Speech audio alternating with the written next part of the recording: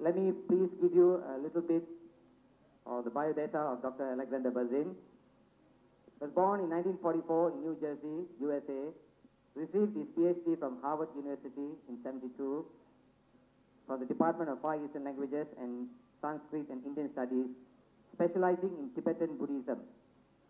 Since 1969, he has been residing primarily in India, where he came initially as a Fulbright scholar, and since 1972 in Dharamsala as a member of the Translation Bureau at His Holiness the Dalai Lama's Library of Tibetan Works and Archives.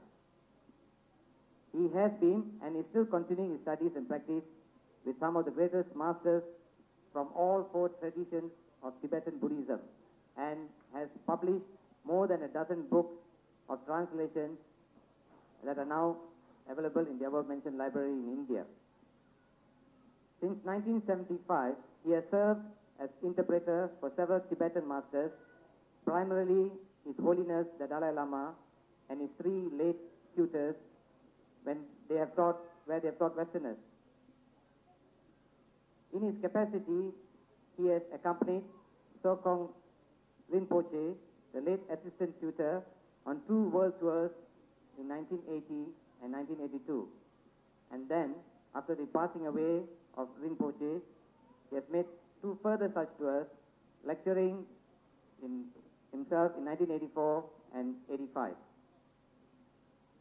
In April 1986, he began his current extended lecture tour to 24 countries, which included translating for His Holiness the Dalai Lama in Poland. As I said, he has been here previously. It was in August last year, to be precise, and he did share with us his knowledge and gave a talk to us. And today, he will be talking to us on Tibetan Buddhism, Mahayana and Hinayana, essentials, similarities, and differences. Please give a warm welcome to Dr. Alexander Berzin. Thank you very much for that kind introduction. I'm very pleased and honored to be back here once more with you. The topic this evening is about Hinayana and Mahayana Buddhism, and what the similarities, what the differences are between them. The Buddha lived in India about 2,500 years ago, and he was somebody who was able to overcome all his limitations, all his problems, and realize all his potentials, and in this way achieve a state of enlightenment in which he was able to benefit everyone the best. And he didn't keep all of this to himself, but he indicated to others how to actually achieve the same thing, how to achieve various goals in terms of improving their future lives, gaining liberation or nirvana from all their problems, and as well how to become a Buddha themselves, how to also become enlightened and reach the state in which they could benefit everyone the best. Now, the Buddha's teachings were not written down at the time when the Buddha was alive, but were oral, and after he passed away, then the various disciples came together and they wrote down what their master had taught. And the Buddha had taught many, many different techniques, because basically his whole orientation was how to help people overcome their problems, their difficulties. He taught that everybody faces difficulties or problems in life, but these problems have a cause. It's not that they come from nowhere, and it's possible to actually stop these problems or end them, and the way to do that is to follow a particular type of path. In other words, find out what the causes are, and if we can eliminate the causes, then we've eliminated the problems. And the Buddha taught that people have different dispositions.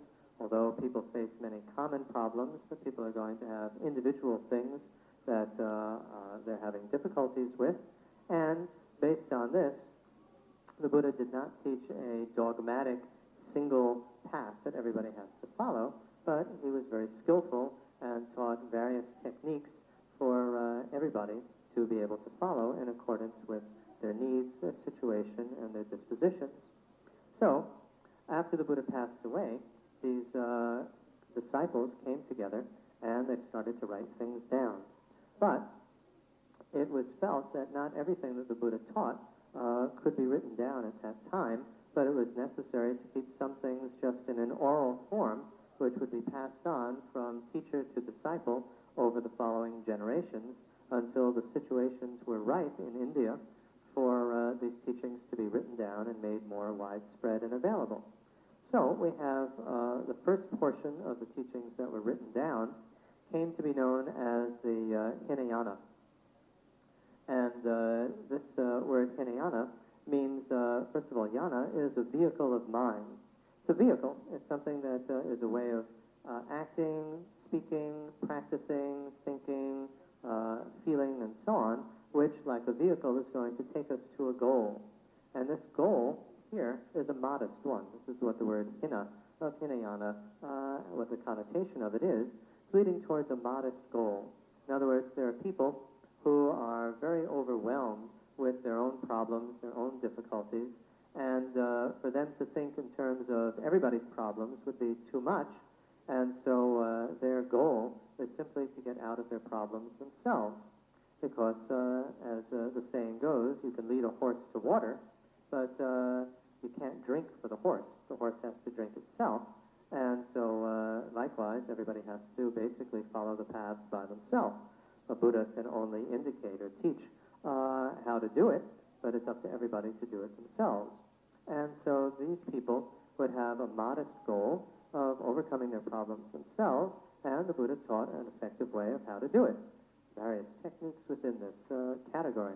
These are known as the Hinayana teachings, and they were divided into 18 different schools or traditions, and one of them is known as the Theravadan, and that's the one that survives today.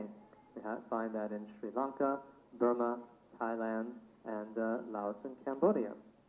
Now, later on, when the times became more ripe, then and people were more receptive, then the teachings which had been kept oral up until then were written down, and these were known as the Mahayana teachings.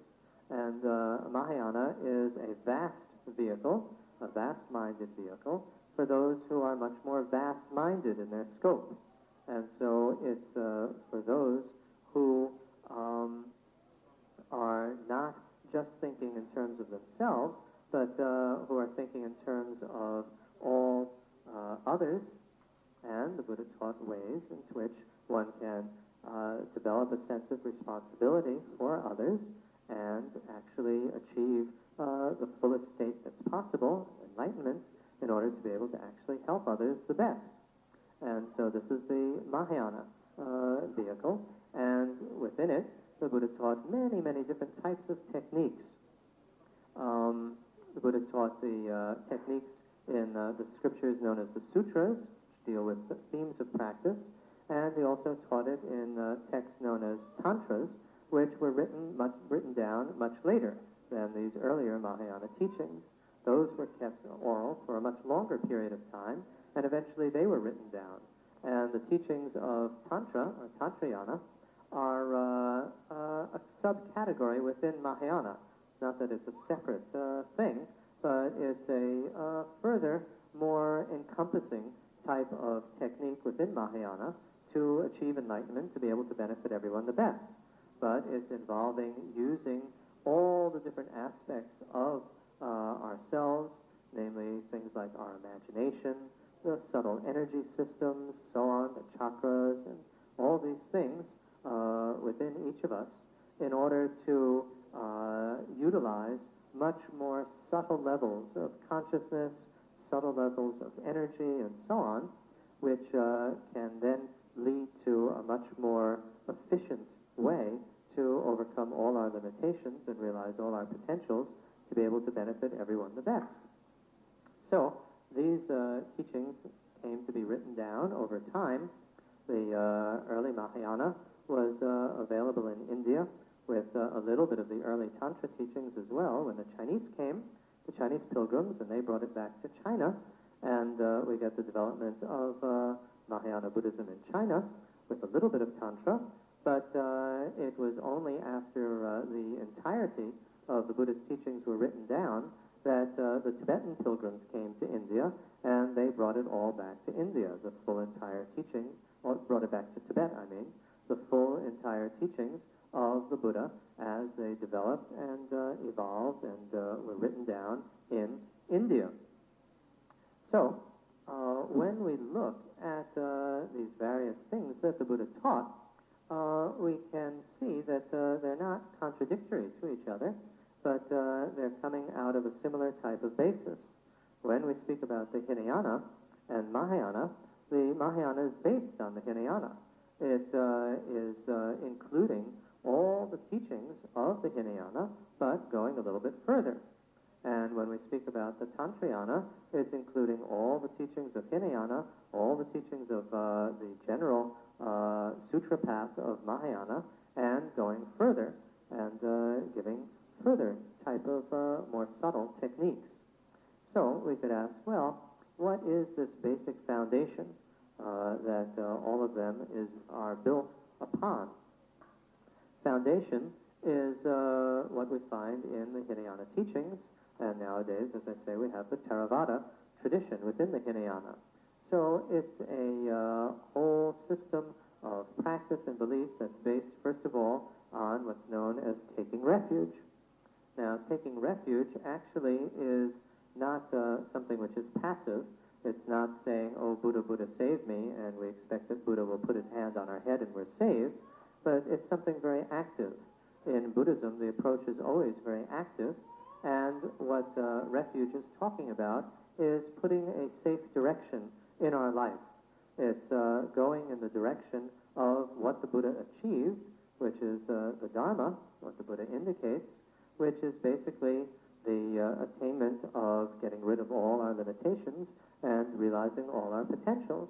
And it's the direction that the Buddhas themselves indicate by what they realized, what they achieved, and also by what they taught.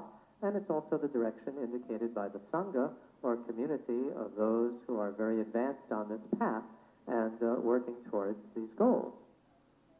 So, the general context for all the different vehicles of the Buddhist teachings is this safe direction in life. And by going in this direction of working on ourselves, trying to grow, trying to get rid of our problems, trying to develop, we protect ourselves because we're able to handle difficult situations much better. When we don't have anger, when we don't have nervousness, when we're not tired all the time, when we're able to express ourselves clearly to others so that they can understand what we say, what we mean, when we can answer their questions skillfully. So, within that context, then of this safe direction, then the Buddha taught basically that our future lies in our own hands, and that it's as a result of our actions that we experience various things. This is speaking about karma. Karma here in the Buddhist context is not talking about fate or destiny, not talking about some duty that we have to follow a certain position in life, but in Buddhism it's talking about how it is that we experience different things that we do, and we experience them as a result of impulses. In other words, we act in a certain way, and because, for instance, we smoke a cigarette, then it builds up a habit, a tendency, a potential to smoke another cigarette. And so an impulse comes to our head then to smoke another one when the circumstance suggests it.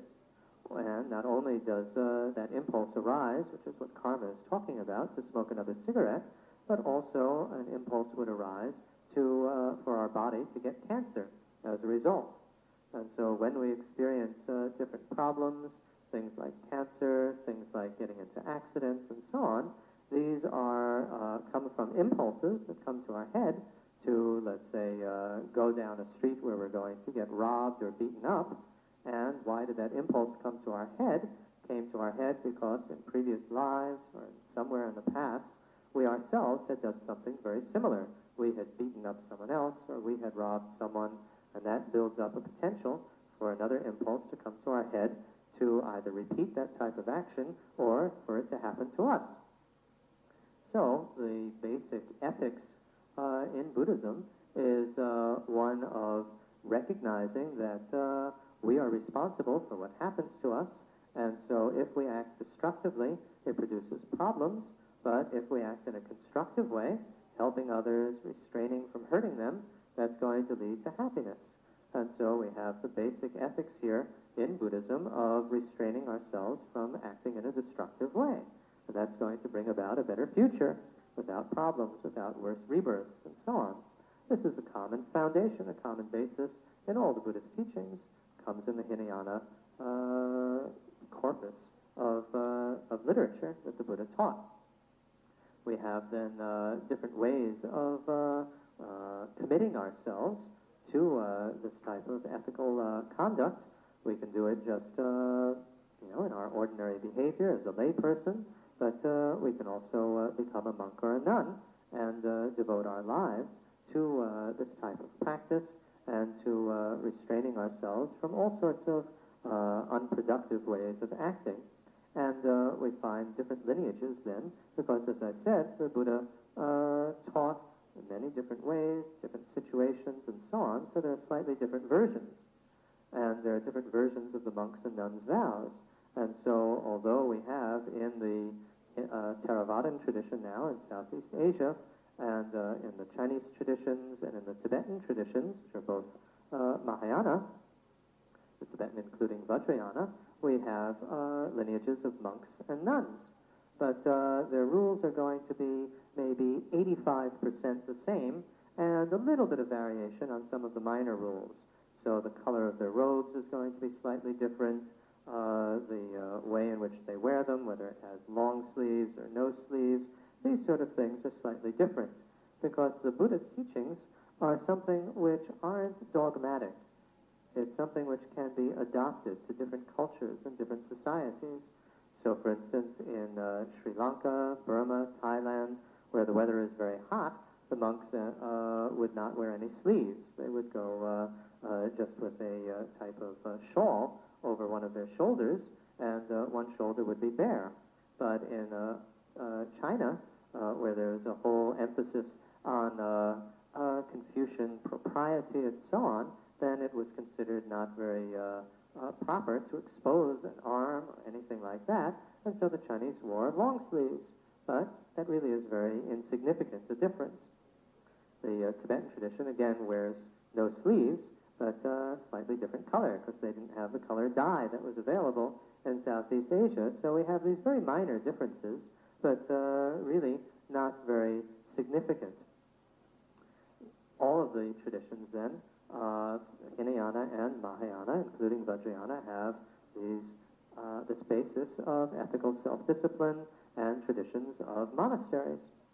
Now, also, Buddha taught that our problems basically come about because we are unaware of how we exist. We're unaware of reality.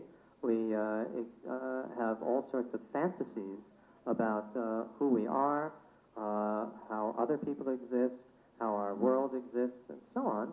And because of that confusion, then we have all sorts of disturbing attitudes. We act in all sorts of impulsive ways and cause ourselves lots of problems and difficulties. And so the Buddha taught that in order to be able to get rid of this, in order to clear up this lack of awareness, we need to develop wisdom. We need to be able to see through our fantasies, see through our projections, and see actually what's going on. So we might think, for instance, that everything exists in a very solid and concrete way, like, oh, this is such a terrible problem that I have, and then when we think it's so solid and concrete like that, we can't handle it, because then we become frozen. But if we see that, well, things don't exist in this solid and fixed type of way, then we see that, well, how do things exist? They exist in terms of everything is dependent, right? This is not such a bad problem. It's not, oh, what a horrible problem. I can't do anything about it. The problem has arisen because of this reason, that circumstance, and so on. And if we can see clearly and not project all sorts of fantasies onto it, we can unravel it and see where it arose, and then try to change the factors that are making up the problem, and that way we can get out of it. This is true concerning ourselves, concerning others, concerning any situation that we face in life. So the Buddha taught basic wisdom, which is usually referred to by the word voidness or emptiness, which is really referring to an absence. It's not saying that nothing exists. Of course things exist. But what it's saying is that our fantasies are not referring to anything real. When we think, oh, this is such a terrible problem, nothing can be done, well, nothing exists like that. That's a fantasy, which then we get so frightened about and frozen over that we can't even act. Well, nothing exists like that. So when we speak of voidness or emptiness, we're speaking about how these fantasies aren't really referring to anything real, and if we can see that, then we stop fantasizing. When we stop fantasizing, then we see reality for what it is, and we can deal with it, because everything that happens for causes, circumstances, etc., which means that we can change them. We can affect what's going to happen. So the Buddha taught this wisdom, and in order to keep with that wisdom, we need concentration. And so otherwise, if our mind is wandering, we won't be able to stay with it. And the Buddha taught all the various methods of how to concentrate. And these methods of concentration, these methods of developing wisdom, this is something which is common to all the Buddhist teachings. We have it in the Hinayana, we have it in the Mahayana, including Tantrayana. It's the same. In the Hinayana teachings, the motivation to see this wisdom, to get through our fantasies, to cut through them, is what is called renunciation, but that's not a very good translation. What it really means is a determination to be free. In other words, this feeling that I've got to get out of my problems, this is just too much already, I've had enough of them, I've got to get out. And that also is something which is a common motivation in all the Buddhist teachings. So there's this foundation of having a direction in life, positive, safe direction, of growing, trying to overcome our limitations, realize our potentials like the Buddhas have done, like the Sangha community is doing, whole type of ethical training of restraining ourselves from harming others, from hurting others, from acting in a destructive way, whole training in concentration, and a training in wisdom to see through our fantasies so that in touch with reality we can solve our problems and become liberated from them with this determination to be free. Now, in the Mahayana, it goes further, and it also speaks about trying to develop ourselves to the point where we can help others the best as well, because we're not alone in the world, we're not alone in having problems. Everybody shares the same types of problems. Everybody has difficulties with frustration, anger, sickness, all these sort of things, death, and everybody needs to be able to get out of them. So we have the common training, which is found in the Hinayana, which is development of love, which is the wish for others to be happy, caring for them, and also compassion, which is the wish for others to be free from their problems, so having sympathy for others. But the Mahayana goes a little bit further and says that it's not enough to just care for others, it's not enough to just have sympathy for others, as we have in the Hinayana, but we need to take some responsibility ourselves, some social responsibility, to do something about it, to actually help others, not just wish them well. Like if our child is drowning, we don't just stand on the side of the pool and wish them good luck, or wish that that they not be drowning. We have to actually jump in and help them. And so this is the Mahayana training, is taking responsibility to do something about it, and then seeing that in my present situation, although I can help a little bit, I can't really help completely because I still have a lot of limitations. I still have anger, I still have some fantasies, projections, I still get tired, I get upset, I get nervous, and so on. And so if I really want to help others the best, I have to work on myself to overcome all my limitations, realize all my potentials. So not just work to achieve nirvana, which is release from my own problems, but work further to become a fully enlightened Buddha. And so in the Mahayana, we develop what's known as bodhicitta, which is setting our heart on becoming a Buddha in order to be able to help everybody the best. And then we engage in all the different types of practices which are actually going to lead us there. So involving ourselves in developing an attitude of generosity and patience and enthusiasm and ethical self-discipline again and concentration and wisdom, all these sort of things which are going to help us in the process of helping others to actually reach enlightenment so we can help everyone the best. So this is the main thing that Mahayana is all about, developing the same type of ethical discipline, same type of concentration, same type of wisdom, but here we apply the wisdom not just to ourselves, but in terms of other situations also, in terms of all phenomenon, and we have as our motivation not only the determination to be free from our own problems, but in addition this bodhicitta, which is that our heart is set on becoming a Buddha, overcoming even more, overcoming every limitation, realizing every potential, so that we can help everybody else overcome their problems. Then, when we get into the Tantra teachings is aimed at solving the problem, which is that, well, if I just follow the ordinary techniques, it's going to take very long for me to overcome my limitations and realize all my potentials. It's going to take zillions of years, and I can't wait that long. Others can't wait that long, even though I'm trying to help them as best as I can now. Still, I care so much about others, I'm going to have to really find the most efficient technique, which is going to allow me to use everything that's available within me to grow the fastest so that I can help others the best, the soonest. And so this is what Tantra is all about. It involves using things like the imagination, working with our image of ourselves, how we view ourselves, working with developing the subtle energies within the body, trying to tap down into the more subtle levels of consciousness, to use the most efficient levels of mind and so on, to be able to get this insight, the same wisdom, in a much more efficient type of way, with something like a laser beam type of mind, and to work with the energies of the body using mantras, etc., which are chanted over and again, which create a certain type of energy or vibration, which then allows us to work with the energies in the body more easily, to shape them, etc., and to work with all these different things so that we can become enlightened the quickest, the most efficiently, using all the different levels of our energies, our mind, etc., especially the more subtle ones.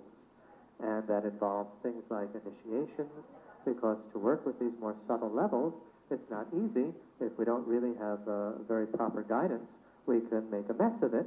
And so an initiation is necessary to make sure that we follow the proper procedures and follow the special guidance of a fully qualified teacher.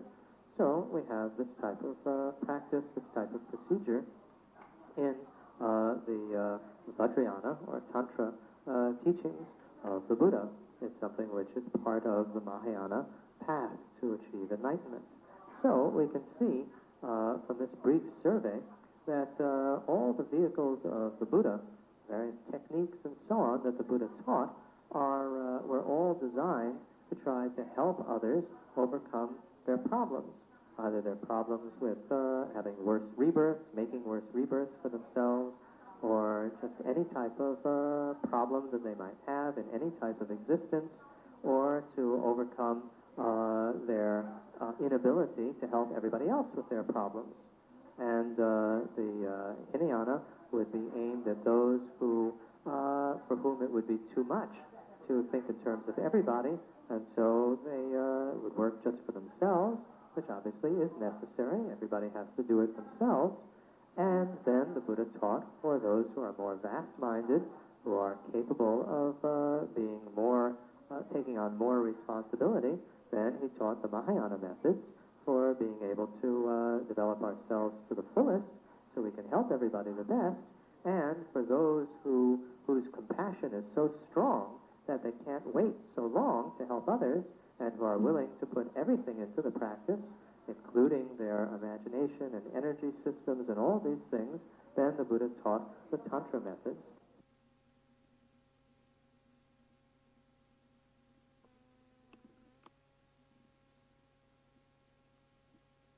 So these are the various vehicles that the Buddha taught, where you can see that they have a common foundation, and they just take the preceding one step further. So the differences are really more in terms of additions rather than differences. It's not that it's getting rid of any of the techniques of the less vast methods.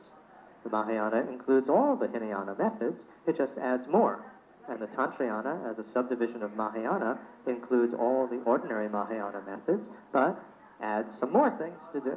So it's like that we can understand all the different schools, traditions, and vehicles that the Buddha taught. They're all intended to overcome our problems and, in the long range, help others overcome their problems as well. So, any questions?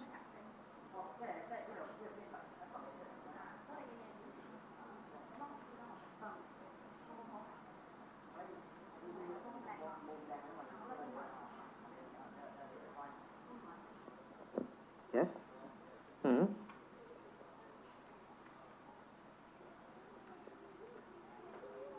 Right?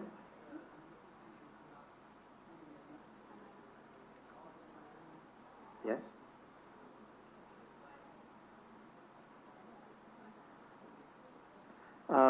The question is, when we speak about karma and impulses arising for us to, let's say, if we act in a destructive way, for us to repeat it, like to smoke another cigarette, if we've been smoking before, or for something destructive to happen to us because we were doing something destructive, like getting cancer from smoking, the impulse arising for our body to develop cancer, is this the idea of an eye for an eye? Well, no, it's not, because an eye for an eye implies judgment, and there's certain rules which were set down by somebody, and if we break them, then they judge us as having been wicked, and then they punish us with an eye for an eye. But in Buddhism, there's no judge, there's no reward or punishment, but rather it's something which follows just simply by the nature of things. If we act in a destructive way, let's say we are very cruel to our children, we beat them, all sorts of nasty things like that, well, it's destructive. It's, we don't have to speak in terms of a moral judgment about it. It's destructive, and it's going to create problems. Problems in the family, problems for the child, problems for ourselves later in life, future lives. So it's not really an eye for an eye, because that implies somebody is handing out a reward or a punishment. It's not that. It's simply that things follow from just a logical type of way. Buddhism is very scientific in that sense. It's sort of, like one of the laws of thermodynamics. You have a certain action, and then you're going to get a reaction. Simply like that.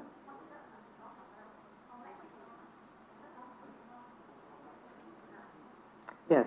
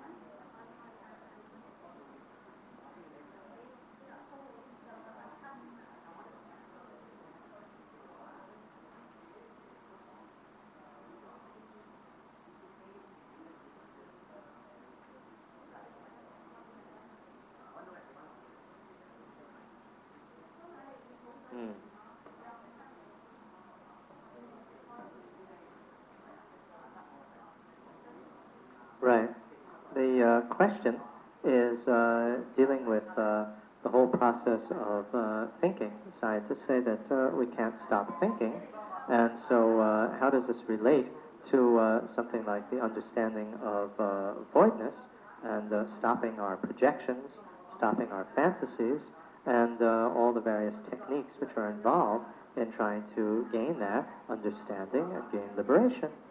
Now, our problem here in this discussion is the word thinking, because it's a little bit of a vague or confusing word.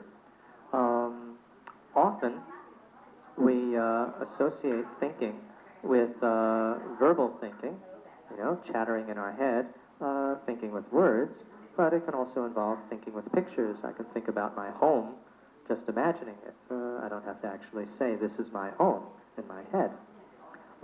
We can have all sorts of fantasies or thoughts like that, but when the scientists say that we can't stop thinking, what that's referring to is more similar to the way that the Buddhists are speaking, which is that the mind operates not only when it's doing this type of verbal or pictorial type of thinking, but the mind operates all the time.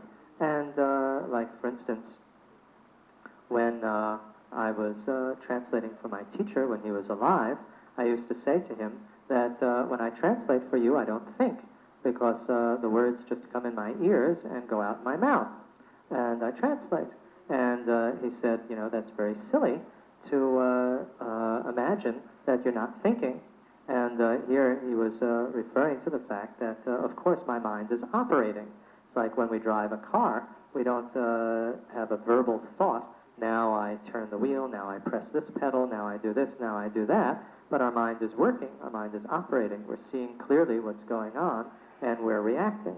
And so what we want to do in the process of gaining wisdom, and concentration first and then wisdom, is to stop all the mental chatter in our head, right? All the comments that are going on, all the blah, blah, blah, and to stop all our projections and fantasies, although in some more sophisticated techniques we can sometimes use that energy in a productive way, but ultimately we want to stop it. And when we've stopped that, that doesn't mean that the mind is shut off. It's not shut off.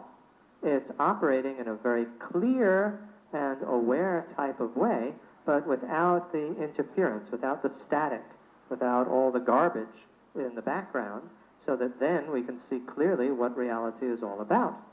And so it's never shutting off the mind, but it's stopping all of this verbal chatter in our head, that verbal type of thinking, or projecting with ideas and fantasies.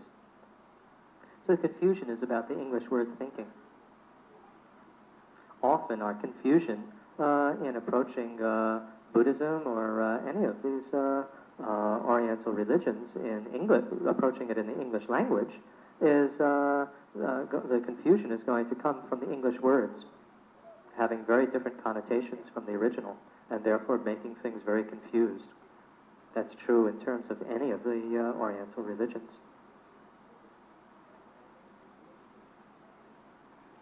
Yes? The tradition of the three, you mentioned about the Tantric Buddhism, Mahayana, Hinayana, and the role of the bodhisattvas, or the angels, devas.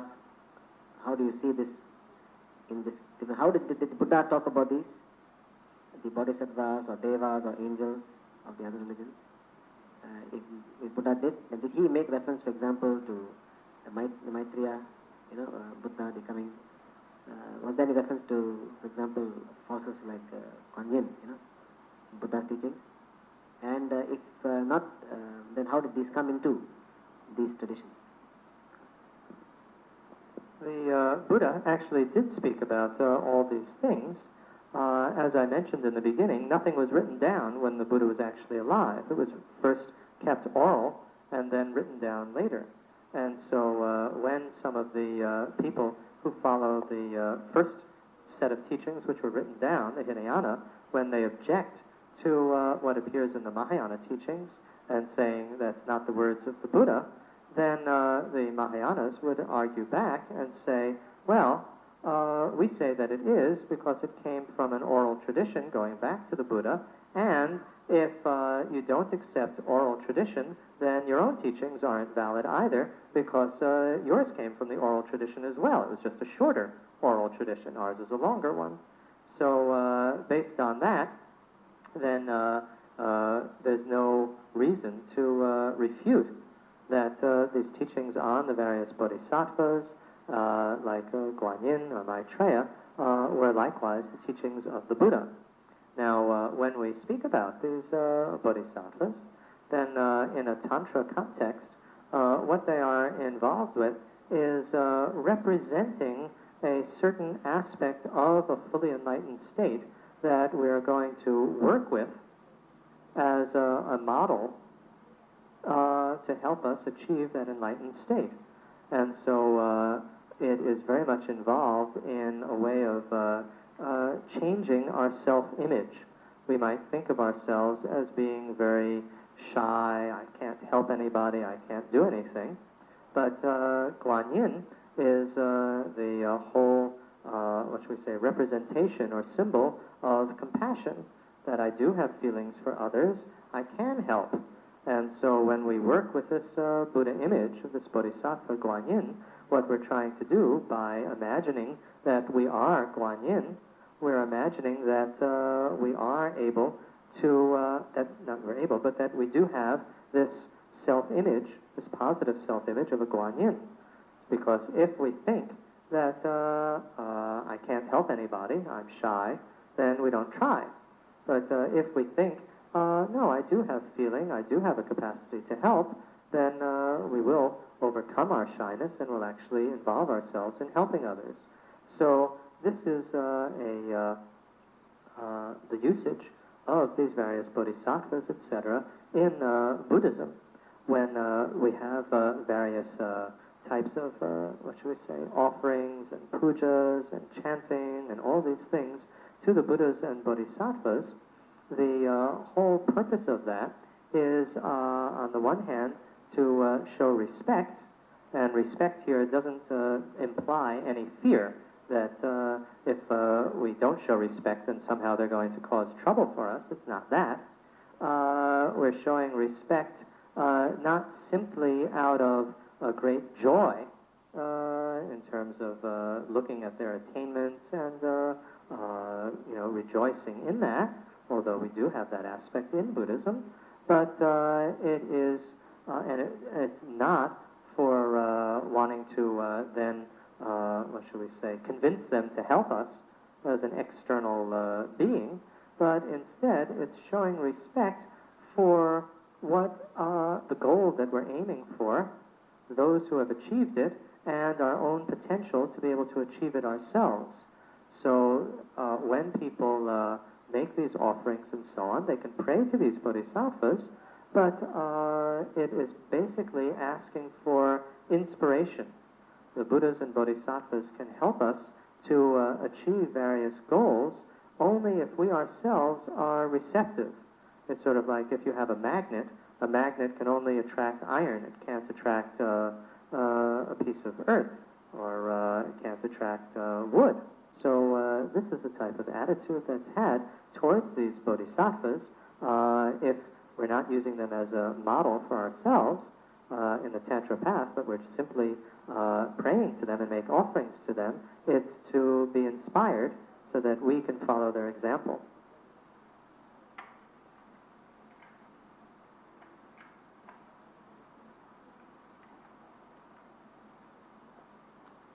Well, if that's all, then I'd like to thank you very, very much. It's been a great pleasure to visit and be with you once again.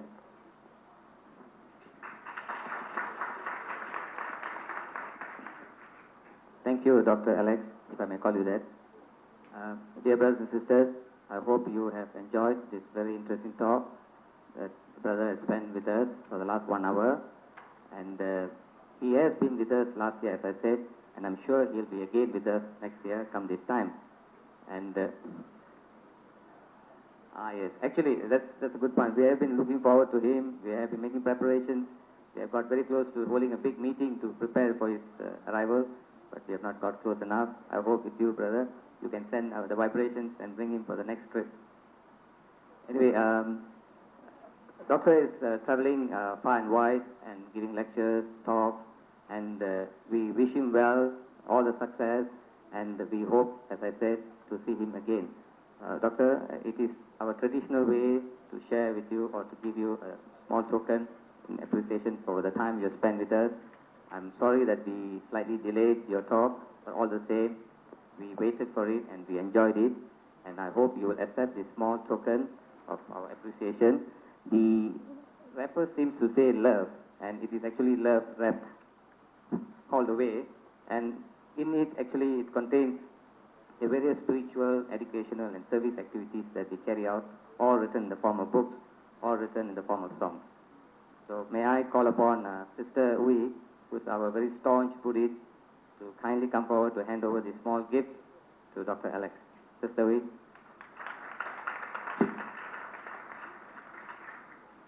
Come give him a big hand, please. Thank you. Thank you, Doctor.